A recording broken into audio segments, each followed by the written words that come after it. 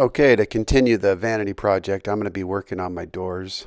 So what I like to do is just rough out all the lengths so I know what I have and make sure I'm making doubly sure that I'm cutting all the parts I need for all the doors. All right, now to begin processing all the materials for all my doors, the easiest way for me to do this is to rough cut everything with the miter saw. Makes it so much easier to work with shorter pieces than the longer pieces. And of course, you know how I process this. I joint and rip until I've got all nice clean edges, and then I'm ready to take it to the next step. It does take a little bit of time, but it's worth the time to make sure that you get these pieces nice and straight. The miter saw, I'm going to go ahead and take care of this pretty quickly. Using the stop so I can get all the pieces cut to the right size. After this, I'll take it over to the router table to start the door process. Okay, for these doors, I am going to use a beading bit, and this is basically just a quarter round over router bit set, and it's nice because it's not the shaker style. A little bit of a change. I'm going to go ahead and use the cope first. This is the sticking bit. That's going to be the second one. But for the first one, I'm going to go ahead and use this coping one. It's the one with the bearing in the middle. And what's nice about this is that I can take my sample boards that I make up whenever I do doors. I always keep my samples. So I have my setup blocks. And using my setup block, I can kind of know what's what, the heights and everything.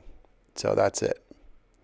Now, according to the box, you need to dial down your router to 16,000 RPM.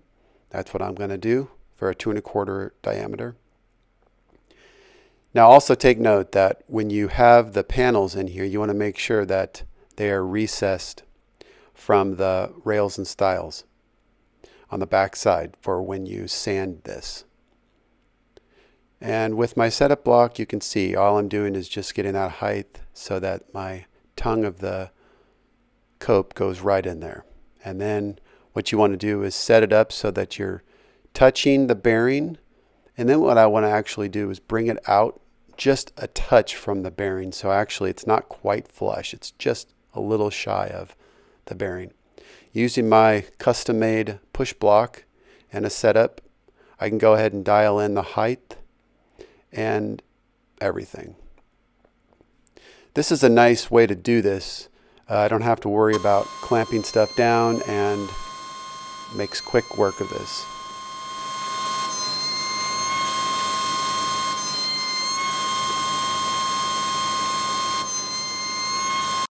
Okay, after I'm done making all my cope cuts, the next step is to swap out the router bits and put my sticking bit in. And this is going to be pretty simple. The only thing you got to do is dial in the height. The best way to do that is to just take your sample board and align that tongue with the slot cutter on that router bit. And that's all there is to it. You'll notice as I'm cutting this, you'll see there's a sliver left behind. And that sliver from the tongue tells me that this piece is probably going to need to be adjusted. And this confirms it. So if you feel a little lip, what's necessary is that you need to raise or lower your router bit to compensate. And in this case, I need to raise the router bit in order to make that depth go deeper. And now that's nice.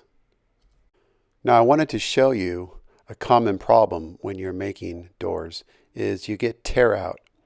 Now this is a critical problem because if you want to have a nice clean edge where the panel goes into the groove, you can't have this. And as you can see, this is snagging on my gloves because this is torn out.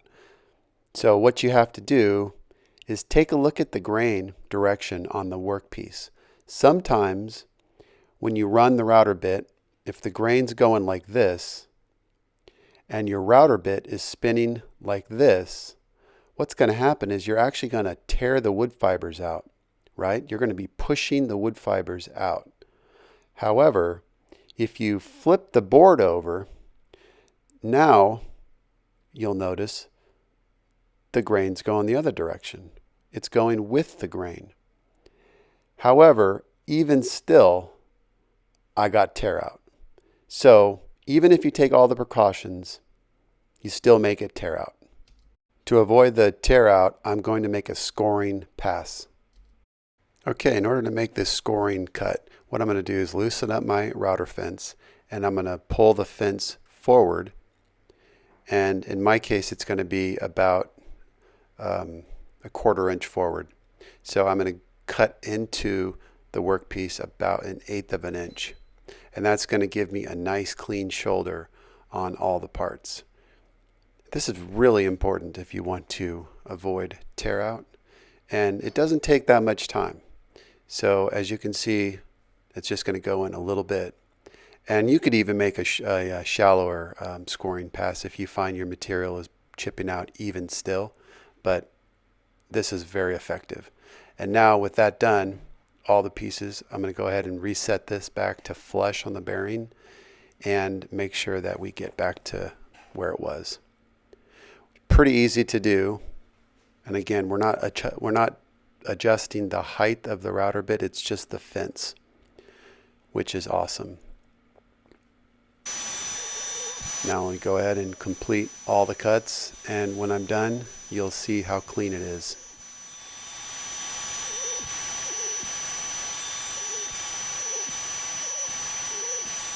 Okay, now what I'm going to show you is this is my sample board where I took the scoring pass, and you can see how little I took off. And now let me show you what it looks like after the scoring and a full cut. Very clean. With the rails and stiles cut, I'm going to go ahead and get my panels ready. I need to remove some of the material on the back edge. And to do that, I'm actually going to use my power feed.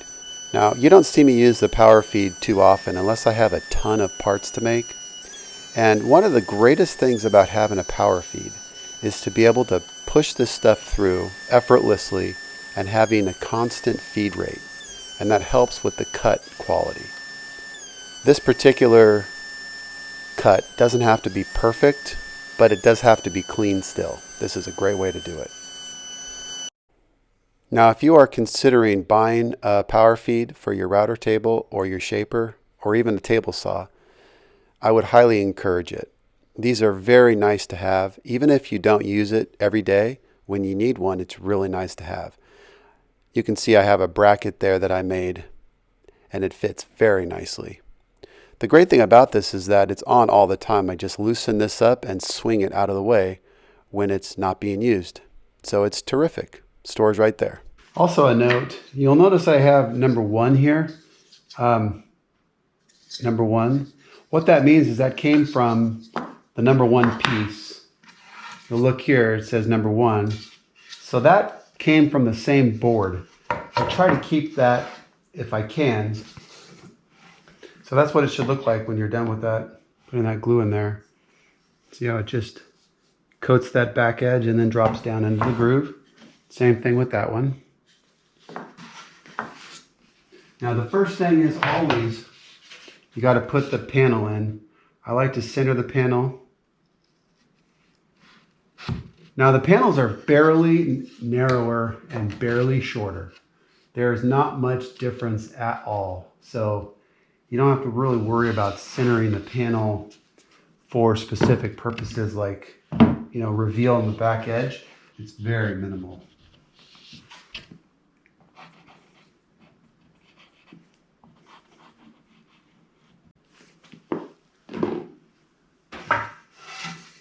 It always amazes me how much glue squeeze out I get on these with this router bit set. It is really a good set.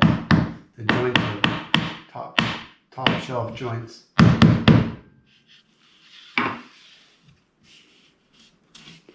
All right, so that was good right off the bat. No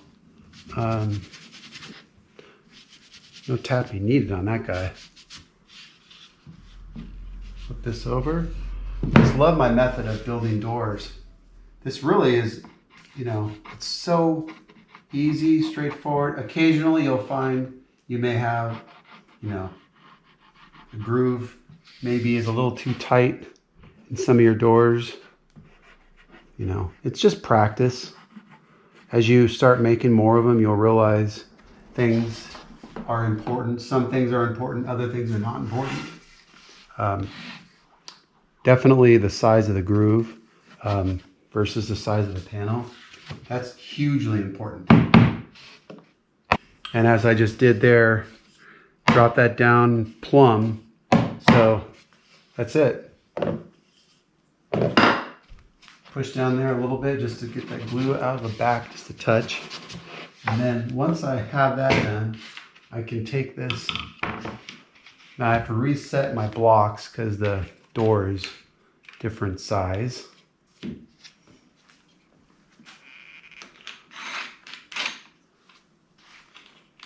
All right, now just kind of bring it in there, lock it in.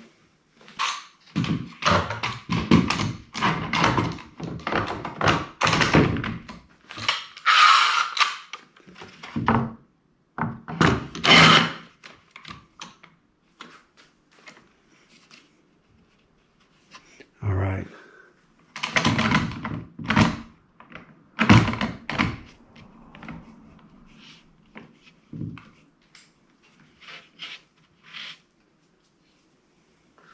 All right, watch this joint. I'm going to draw this in with just a little pressure and watch what happens. Look at that thing just go.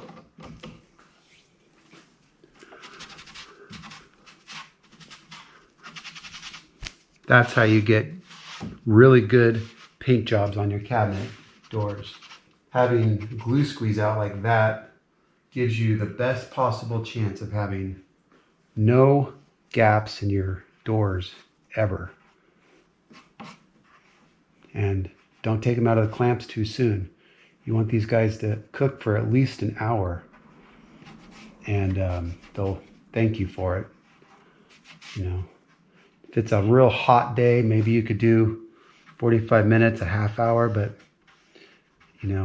I like to leave them in there, especially if I have other things to do. I mean, I might as well do other things while these things dry, right? Nice. Now I can check the backside. The door feels nice and stable. Again, I want to make sure that joint is drawn nice and tight. Great. No glue running out the back panel area. Okay. I'm going to start with 100 grit and work my way up. This is why I like to have this panel recessed or flush, because now I can sand this without interference from this panel.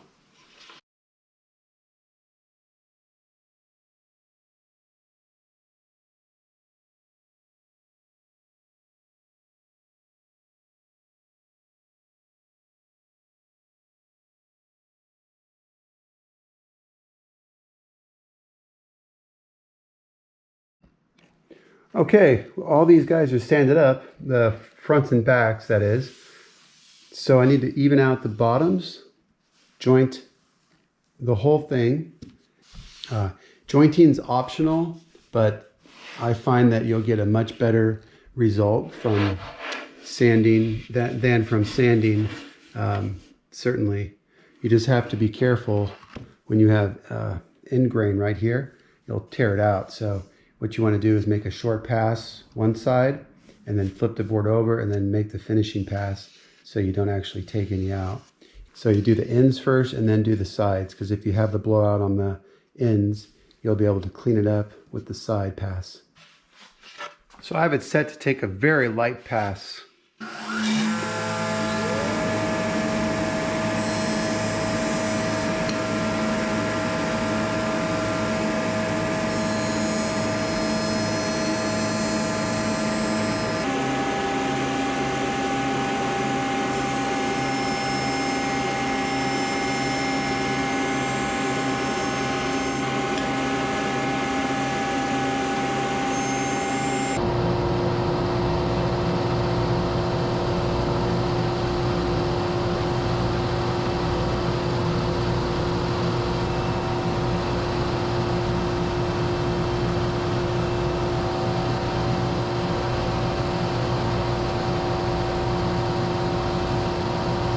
Okay, that little technique I showed you there at the end, where I take the end grain and I run a little bit of it first, and then I flip it over, and then I complete the pass.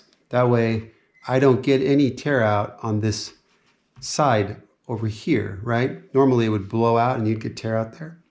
And even if I did get a little tear out, I'm gonna clean this up with a pass on the joiner anyways, but you don't get any tear out. So definitely do that if you're wanting to joint these like I do. Okay, to ease the edges, you've seen me use this before, but I'm gonna show it to you again. I love to use this to ease the edges. I usually do 3 passes.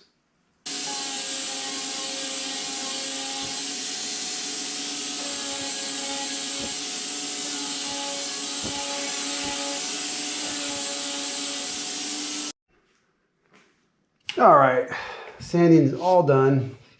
And I don't know about you, but something about when you ease that edge, the door just comes alive. I don't know what it is about it, but it just makes it look so clean and just, you know, finished.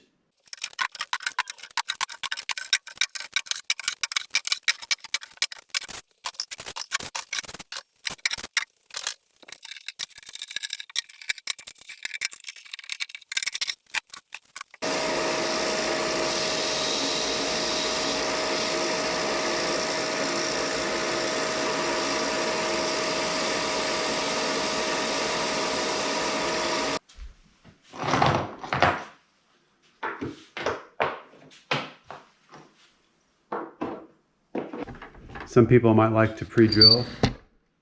It just really depends on the wood you're working with.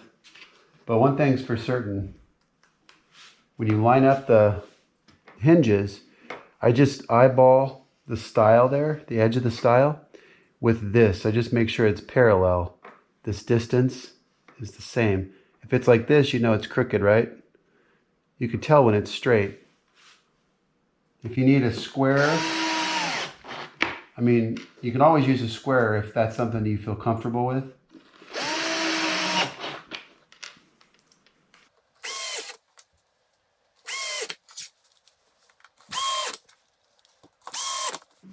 If this was maple, I would be pre-drilling. Or oak. Any really hard wood, it's a good idea to pre-drill. But poplar is not so hard, so you don't need to pre-drill it. All right, those guys are done. Pretty simple and straightforward. For the spacing on my doors, I just set the door in here and basically raised it up to my stopping point right at the top. And I made a mark. This represents the bottom of the plate. So the plate's going to be like that, right? It's going to be like that. And I just measured up there, and it's 3 inches. So I just made a 3-inch block, just like that. And now I can take my plate. Now pre-drilling these does make sense. Try to go in the middle.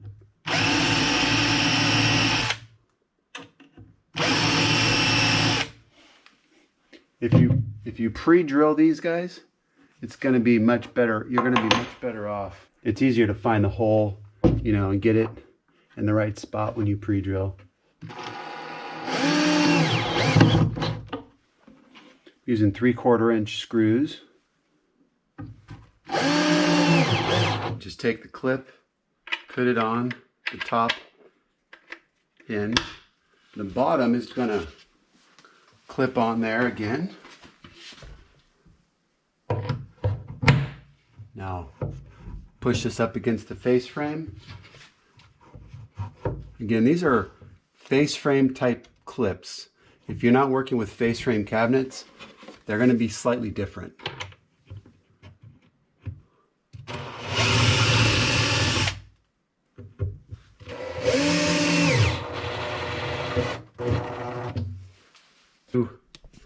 On, I can do the rough, you know, fitting, Obviously, these guys are going to be needing to be adjusted.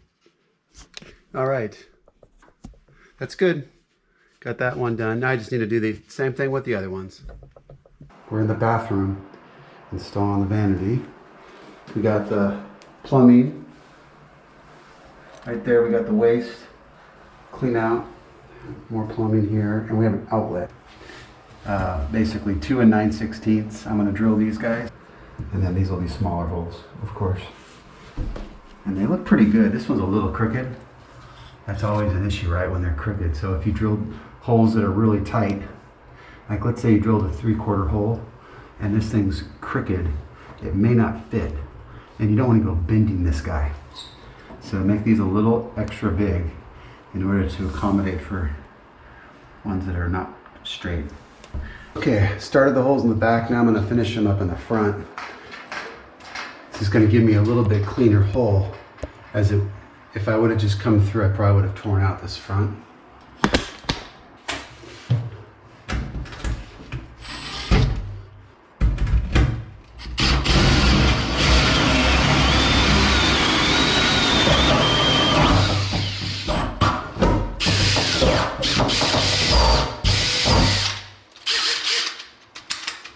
That's nice. Press down very lightly as you do it to start, and that will score the hole rather than going fast. You can see that scored hole, so that should give me a nice clean cut.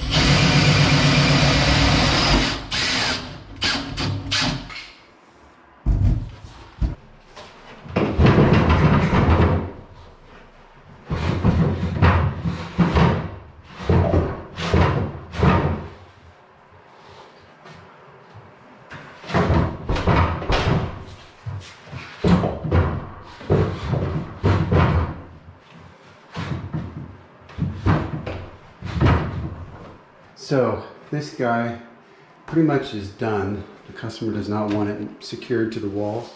They're going to be putting in a counter and all that stuff. They don't want they don't want us drilling through the tile, so that's something interesting. But also the space there on the sides is going to be filled in, so I'm going to put some scribes there, but they're going to be wider. So once I put the door on, I'll know how wide to make those. The floor is very level, thankfully, and it's level in both directions. That's nice. Drawer boxes, there's no U shape in these guys, so these are going to be for the middle of the cabinet. And the customer has a vanity already in their home that has exactly the same structure. So Baltic birch, and it's going to match the other bathroom vanity. So that's why we're making it out of this material. And we're going to put a drawer front on it, so the pockets are going to be hidden. This is a nice clean look, certainly cleaner than the one that they have in their house now. It's got a bunch of nails all over the thing. So, and we're going to bullnose the top. It makes it look so much better.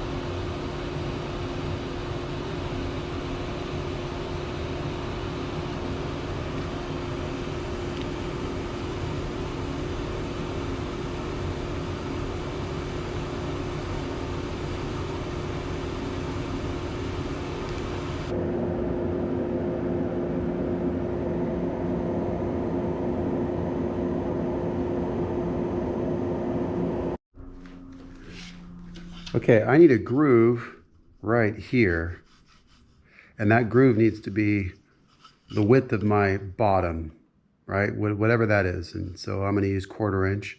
So let's say it needs to be 1/4 inch. I'm going to adjust the rip fence in order to use my regular blade so I don't have to set up my stacked dado set. The advantage of doing this is that I can dial in that width. So it's not going to be exactly 1/4 inch. It could be a little more, it could be a little less, depending on what material you're using. And this is a really nice way of doing it if you don't have a bunch of drawers.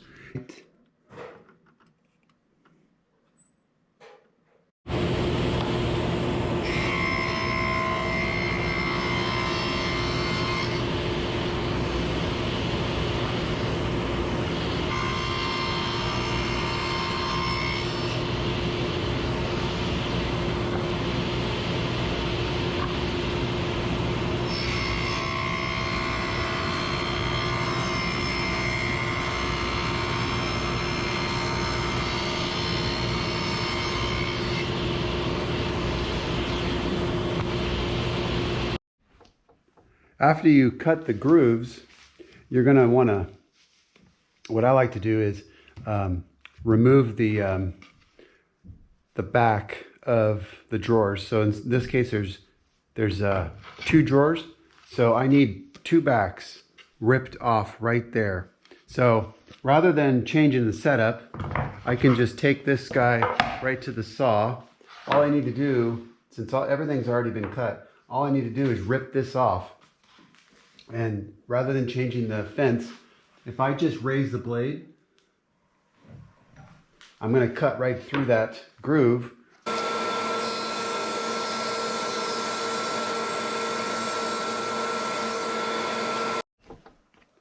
Now when I put the bullnose on the tops, what I'm going to be left with is a piece that's going to be like this, right? It's going to be rounded over. Now, that doesn't have to be really steep. It just can be like an oval shape, which is what I prefer, rather than really steep. But what's going to happen is I'm going to be lower on the shoulders. The edges of this piece is going to be actually shorter than the top.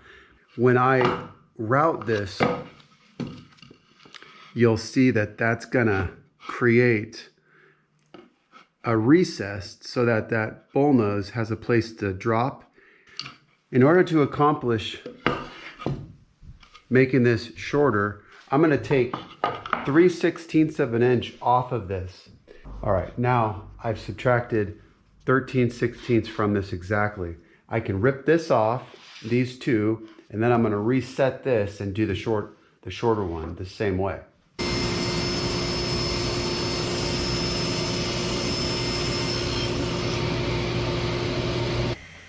Okay, now we're going to do the same thing with this one. We're going to butt this in, and you see the issue that I would have, right? Because I want to take 3/16 off of both of these. But what I need to do is get that guy sandwiched in there, just at that same exact placement. There it is.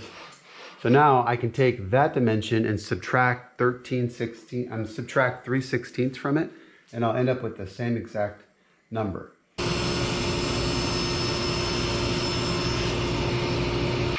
So now these pieces should be identical above the groove. Okay, the size of bullnose is going to determine your radius, right? So if you want to go with a more of an oval shape, you're going to use a bigger bullnose bit. All right, so what's going to happen is I'm going to get more of an oval shape, right? Because this piece is so big. This router bit, it's just going to come down a little bit. So if you want more of that round over perfect shape bullnose, you're going to have to use a smaller bit. The problem is that it's going to come down so much that you're going to have to reduce the width of the drawer box even more than 3/16 of an inch. Depending on what you're going for, use whatever bit you like. Inside from bottom to top, that's 1.5 inches. And that's a pretty significant bullnose bit. Of course, I have to lower the RPMs on the router, so I'm bringing it down to speed 4. What you want to do, this is a little trick. If you want to find the center of a bullnose bit, what you do is you take your workpiece, you butt it up against the cutting edge, and you lower it or raise it until both are touching, top and bottom cutting edges are touching at the same time, and then you know that you're centered. We don't want the cutting edge to be in front of the fence. That's going to give us a complete cut and it's going to snipe us at the end. So we want it to just barely come flush with it.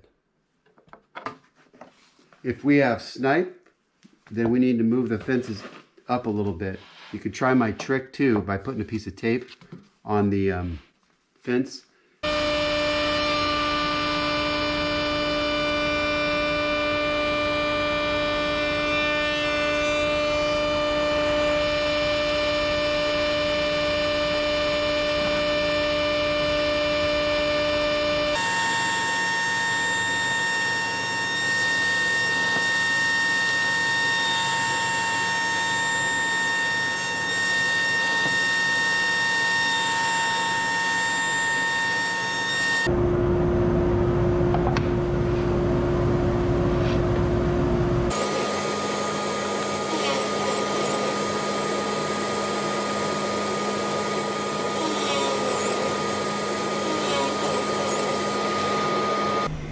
I'm going to sand this guy with a 150.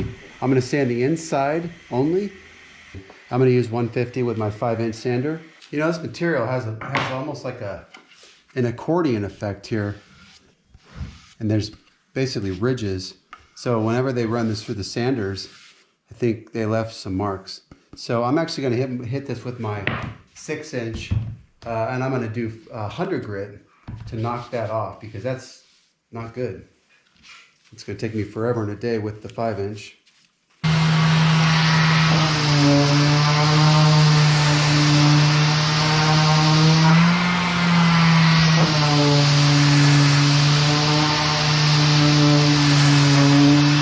Okay, that's much better. And hopefully you caught that with the camera. That was really bumpy. And in fact, I think the other side has it too. Let me show you. Can the camera pick that up? I mean, it's pretty obnoxious. Can you imagine if that was your finished interior of your drawer? That would not look good.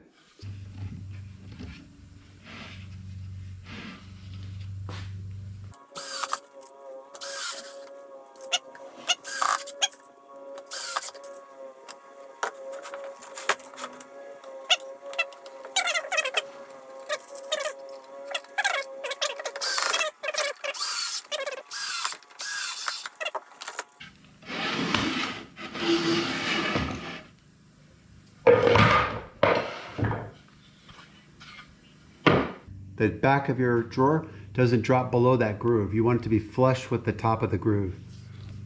Flush with the top of the groove.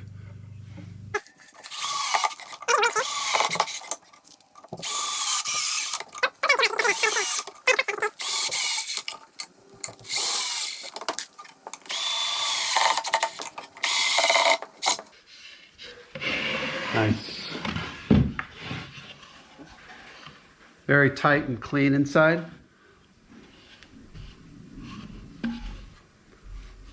Excellent. All right, I'm going to go ahead and work on the other ones. You see how nice this having the recess is? It just gives you that nice little detail where if you didn't recess this, there would be a void there.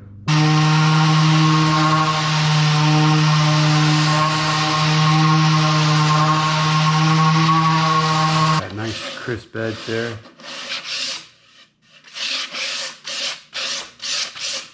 All right.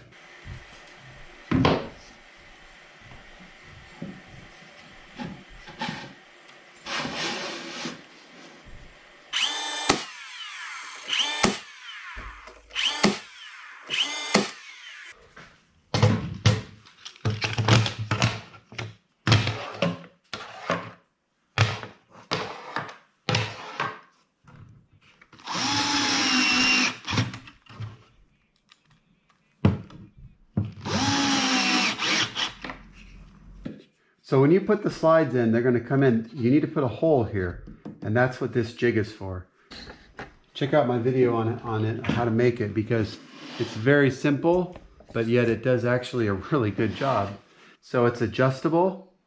It's adjustable front, back, this way, so I can get it in the right spot. Pretty cool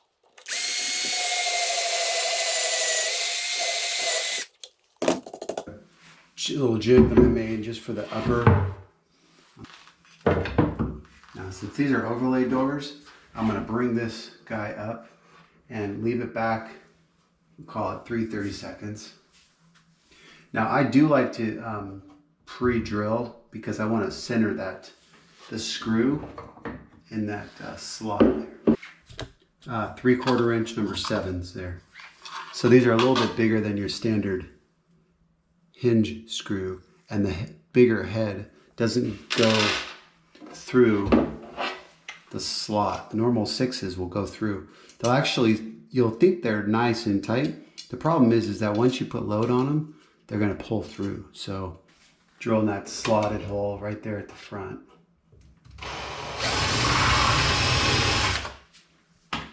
That looks pretty good right there. Put that on. So that's the distance right there. Now sometimes when you're working with these slides, you get your hands greasy, and rather than touching the drawer boxes, I'm going to put my gloves on because I just don't want my drawer boxes getting greasy. Alright, let's see how they fit.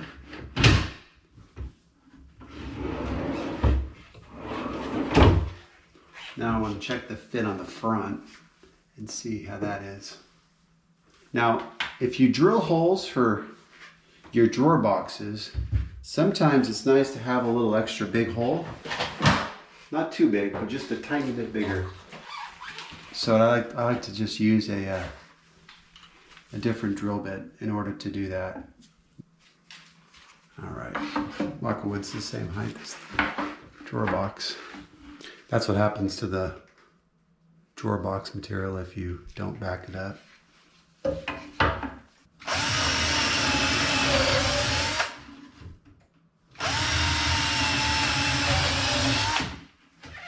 Enlarged hole there will allow the screw to adjust just a little bit, so I can kind of move the front if I need to, rather than just a tight fit.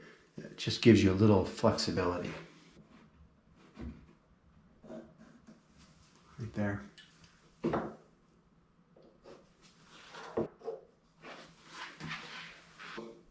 If this door is supposed to be a 1/2 inch overlay, what I can do is take and put my gauge at a 1/2 inch, or just a little over a 1/2 inch, and that's going to tell me where that needs to be. So I can take it just like this and put that guy right there. That's really going to help, because sometimes when you put the doors on, you don't really know if you're crooked or not. It's much better to have this than to have nothing.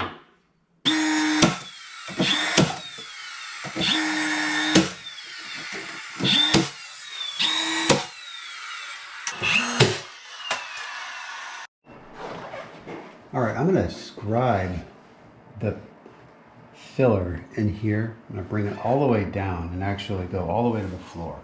So it's really better to leave the door on in this situation. But what I have to do is I have to have a registration mark there.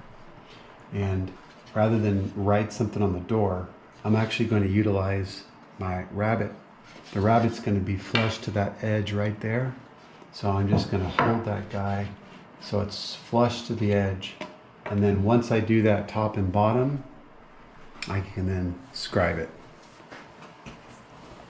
So what I need to do is figure out the distance that I need to trim this. And the distance is going to be from this rabbit here, which is where I'm registering off the door, to this edge. So that's how much I'm going to shift it over, plus the space I want in the door. Now, because there's a tile, grout and all that stuff, I want to careful.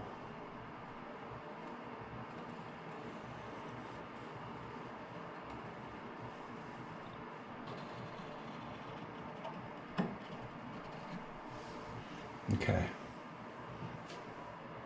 I can go ahead and cut that out. Now I rabbited that just to make it easier on myself when I cut this, so you can see the amount that I'm going to take off there is quite a bit greater than the amount I'm taking off at the top.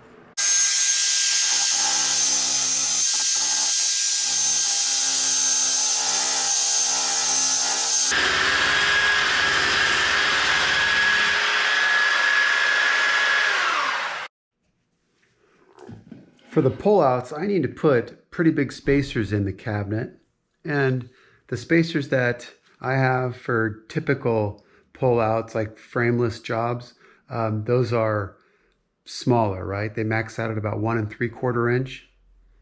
These ones need to be 2 3/8 inches and 1 1/2 inches. So I can't use those spacers, the typical ones that I would normally use. They're just not big enough. So what I have is I'm going to do 2 3/8 rip, and then I'm going to cut these guys at about 2 inches wide.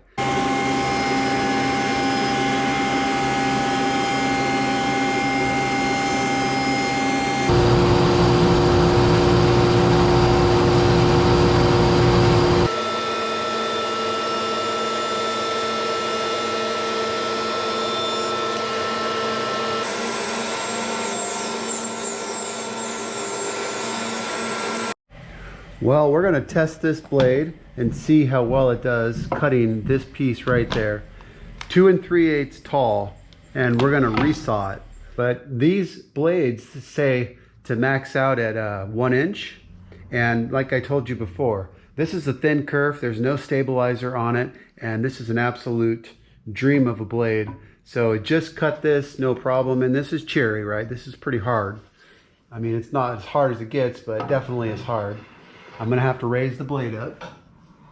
And what the thing about cherry is it burns so easily. I just want to make sure that tooth goes up over the top of the wood. Let's see how it does.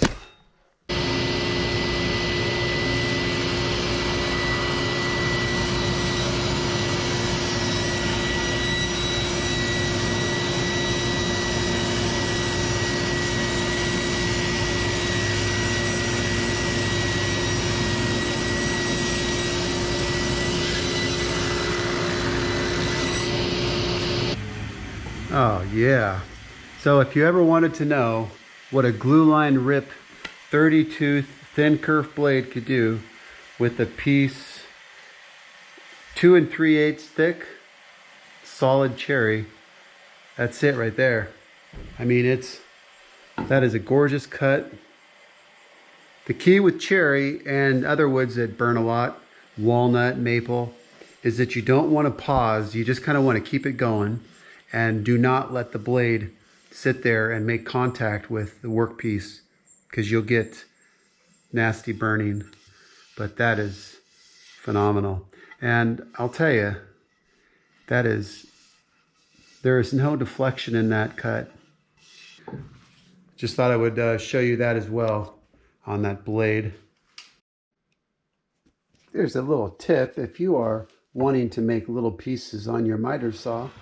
What I like to do is bring the piece up, cut it, clean cut, come over to a stop block that I have clamped right up against the fence here. The nice thing about this though is that with this adjustable fence, I can fine tune that without having to take the clamp off. So I'm going to go ahead and set this up for a 2-inch cut, and you'll see how I do it.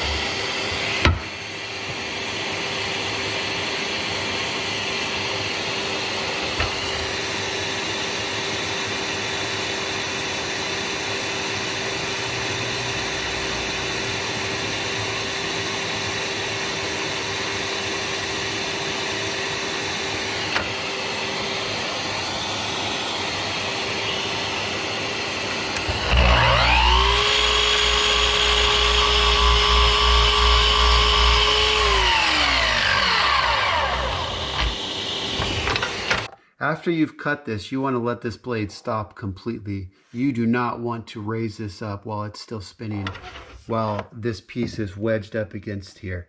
There is absolutely no messing around here. If you lift the blade up while it's spinning, it's going to be a catastrophe. So you have to, while it's pinned in with that stop, you have to let the blade stop and then remove the piece.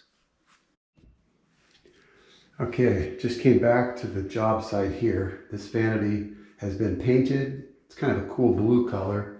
It's got these really neat knobs on it. And hey, it looks great. But the brushed finish is a little bit different than what I'm used to seeing. So it takes a little bit of time to get used to it, especially when you open up the doors. Sometimes you'll hear that little clicking, basically, of the paint. Hear that? That's the paint, and it's a little different for me. Normally the lacquer is so dry it never does that, but this does it, so very cool. All right, so I'm gonna go ahead and get set up. I have to set my blocks in here, and basically what I've got is 2 drawers going in each one, and they all have to have spacer blocks put in them. And there's many different ways of doing this type of application. And rather than putting a bunch of stacked pieces, I just actually took the cherry that you saw and I'm using it.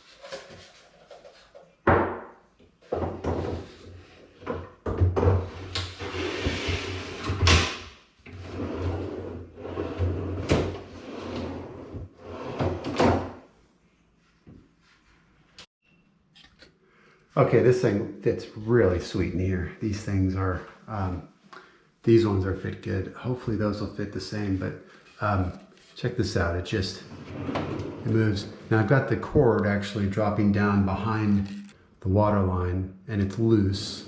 So it just drops down there naturally. And you can see that right there. And then when you push it back, it just naturally falls down. You can see it just kind of falls there. That is really sweet. So it works out good. There's a little moisture back there. I don't know. That's weird.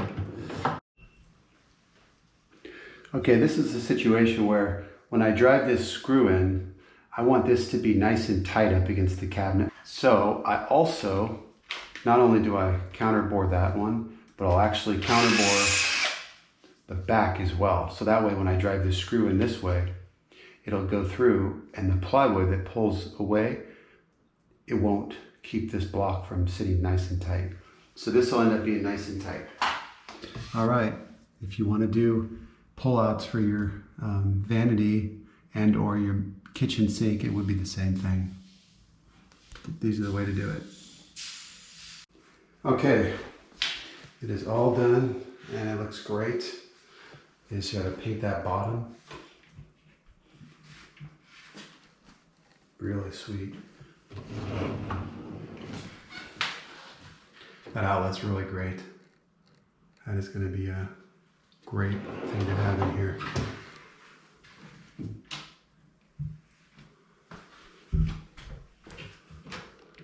Very nice.